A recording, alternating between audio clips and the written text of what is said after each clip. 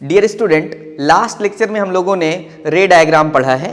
Concave mirror के सामने अगर डिफरेंट पोजीशंस पर ऑब्जेक्ट को रखें तो उसकी इमेज कहाँ बनती है, ये हम लोगों ने क्लियर कर लिया। बच्चों, आज हम लोग पढ़ेंगे इमेज फॉर्मेशन कॉन्वेक्स मिरर के लिए। अगर कॉन्वेक्स मिरर के सामने ऑब्जेक्ट को रखा जाए तो उसकी इमेज कहाँ बनती है, ये हम रे डायग्राम के माध्यम से आज सीखेंगे। ध्यान से देखिए, images formed by convex mirror. तो कॉन्वेक्स मिरर के सामने अगर ऑब्जेक्ट रखें तो उसकी इमेज किस प्रकार से बनेगी, ये कॉन्सेप्ट क्लियर करना है। बच्चों, कॉन्वेक्स मिरर के लिए दो ही केस पॉसिबल हैं, ध्यान से देखिएगा। अगर ये कॉन्वेक्स मिरर है तो कॉन्वेक्स मिरर के लिए दो ही केस पॉसिबल हैं ऑब्जेक्ट को अगर उसके सामने रखा जाए। अगर कॉन्वेक्स मिरर है तो जो पेंटिंग होगी वो इस तरफ होगी और पॉलिशिंग होगी जो इस तरफ होगी। बच्चों, अगर ये है प्रिंसिपल एक्सिस और ये कहलाएगा आपका पॉइंट P, पोल। क्लियर है? अब इसमें जो फोकस होगा, फोकस पॉइंट जो होगा बच्चों, वो इस तरफ होगा, ठीक है ना, इस तरफ होगा, क्योंकि ये जो स्फेरिकल ऑब्जेक्ट है उसका स्फीयर कुछ इस प्रकार बनेगा इधर, इसलिए फोकस इधर भी होगा और सेंटर भी इधर होगा। तो बच्चों, ऑब्जेक्ट को कॉन्वेक्स मिरर के सामने दो ही पोजीशन में समझाया जा सकता है। पहली पोजीशन कि अगर कॉन्वेक्स मिरर के सामने ऑब्जेक्ट इनफाइनाइट पर रखा हुआ है, इन्फिनिटी पर है, पहला केस। दूसरा केस, इन्फिनिटी के आगे, मींस इन्फिनिटी पर नहीं है, इन्फिनिटी से कुछ पास आ गया है, मतलब हमें उसकी डिस्टेंस पता है, और पोल के बीच में है। तो पोल और इन्फिनिटी के बीच में अगर ऑब्जेक्ट कहीं भी रख दिया जाए, चाहे यहां रख दूं मैं, चाहे यहां रख दूं, चाहे और आगे ले जाऊं, चाहे कितनी भी डिस्टेंस में ले जाऊं, बस इनफाइनाइट पर नहीं होना चाहिए। तो हम कहेंगे पहली position infinity, position of object में पहली पोजीशन इन्फिनिटी, और दूसरी position between infinity and pole, पोल और इन्फिनिटी के बीच में अगर ऑब्जेक्ट को रखें। तो बच्चों, सबसे पहला केस हम देखते हैं कि अगर ऑब्जेक्ट को इन्फिनिटी पर रखें तो क्या होगा। प्यारे भाई और बहनों, आप जानते हैं कि अगर ऑब्जेक्ट इन्फिनिटी पर है तो जो इंसिडेंट रेज आएंगी वो आपस में पैरेलल होंगी और प्रिंसिपल एक्सिस से भी पैरेलल होंगी। तो अगर इंसिडेंट रे पैरेलल आएंगी बच्चों, क्योंकि ऑब्जेक्ट इन्फिनिटी पर है, तो आफ्टर रिफ्लेक्शन वो अगर इस प्रकार जा रही हैं, ये देखिए ऐसे, थोड़ा सा और इसको बेहतर बनाया जाए, कुछ इस प्रकार से। क्यों बच्चों? हम एक यहां नॉर्मल ड्रॉ करेंगे इस प्रकार से, वो नॉर्मल इधर आएगा सेंटर ऑफ कर्वेचर पर, ठीक है, और जितना एंगल नॉर्मल के साथ ये इंसिडेंट रे बनाएगी, ये वाला एंगल, उतना ही एंगल बनाते हुए रिफ्लेक्टेड रे चली जाएगी। और एक इंसिडेंट रे हम along the principal axis consider कर लेते हैं, इस एक्सिस के अलोंग ही हम सोचते हैं कि एक इंसिडेंट रे आ रही है। प्यारे भाई और बहनों, तो ये पैरेलल हो गई। अब यहीं से रिफ्लेक्ट होकर चली जाएगी रिफ्लेक्टेड रे, क्योंकि यही तो नॉर्मल है। तो इस तरफ एक रे रिफ्लेक्ट होकर इधर जा रही है और एक रे रिफ्लेक्ट होकर इधर जा रही है, तो ये डाइवर्ज हो रही हैं। तो ये इस तरफ तो मिरर के सामने तो ये कभी एक दूसरे को इंटरसेक्ट नहीं करेंगी। और बच्चों, इमेज बनती कहां है? इमेज वहीं बनती है जहां पर रिफ्लेक्टेड रे एक दूसरे को इंटरसेक्ट करें। तो इधर तो इंटरसेक्ट नहीं करेंगी। तो इसको अगर मैं और पीछे खींच लूं और इसको भी अगर मैं पीछे ले आऊं, इसको अगर मैं पीछे ले आऊं बच्चों, तो इस पॉइंट पर इसको अगर मैंने पीछे किया, इसको पीछे एक्सटेंड किया, तो प्यारे बच्चों, यही वो पॉइंट है जहां पर इमेज बनेगी और यही पॉइंट है फोकस। क्यों? क्योंकि बच्चों, ये तो रूल है, इमेज फॉर्मेशन रूल में हम लोगों ने पढ़ा है कि अगर ऑब्जेक्ट से इंसिडेंट रे पैरेलल आ रही होंगी मिरर की ओर, तो आफ्टर रिफ्लेक्शन वो फोकस पर काटेंगी।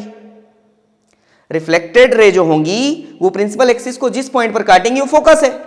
तो इस तरफ तो रिफ्लेक्टेड रे काटेंगी नहीं, तो रिफ्लेक्टेड रे को हमने एक्सटेंड किया, तो extended reflected ray principal axis को जिस पॉइंट पर काटी उसको मैंने फोकस बोल दिया और यहीं पर इमेज बनेगी। तो बच्चों, पोजीशन ऑफ इमेज क्या होगी? At the focus. नेचर क्या होगा बच्चों? देखिए, मैंने बताया था कि अगर ये मिरर है और उसके सेम साइड जिधर ऑब्जेक्ट रखा हुआ है अगर उधर ही इमेज बन जाती है तो रियल है, अगर अपोजिट डायरेक्शन में बनती है तो इमेजिनरी है। उसका कारण मैंने बताया है, ध्यान से समझिए। तो नेचर क्या होगा बच्चों? नेचर होगा वर्चुअल।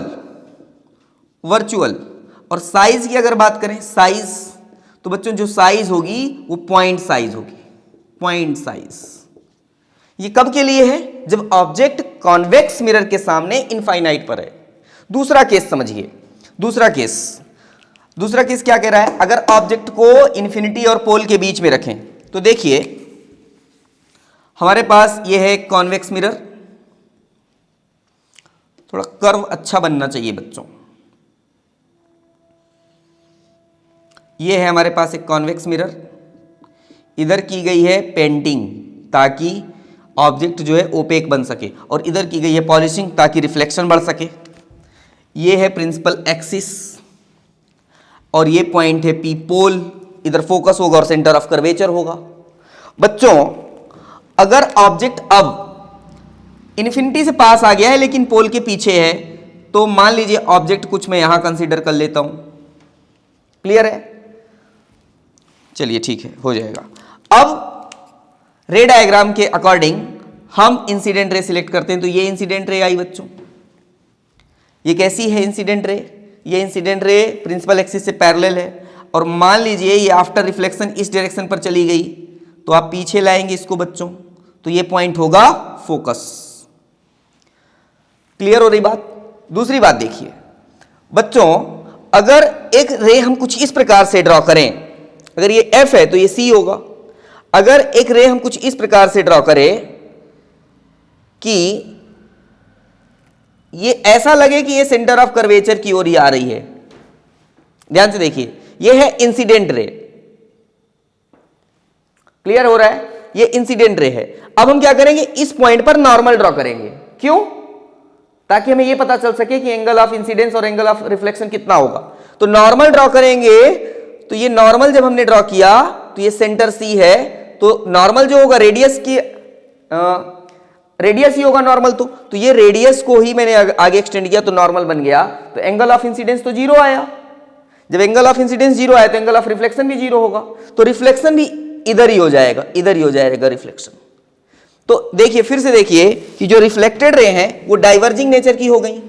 जब रिफ्लेक्टेड रे डाइवर्जिंग नेचर की हो गई तो हम पीछे एक्सटेंड करेंगे। जब हमने एक्सटेंड किया तो एक्सटेंडेड रिफ्लेक्टेड रे जो है यहां पर मिली, और ये बन गया, ये है इमेज।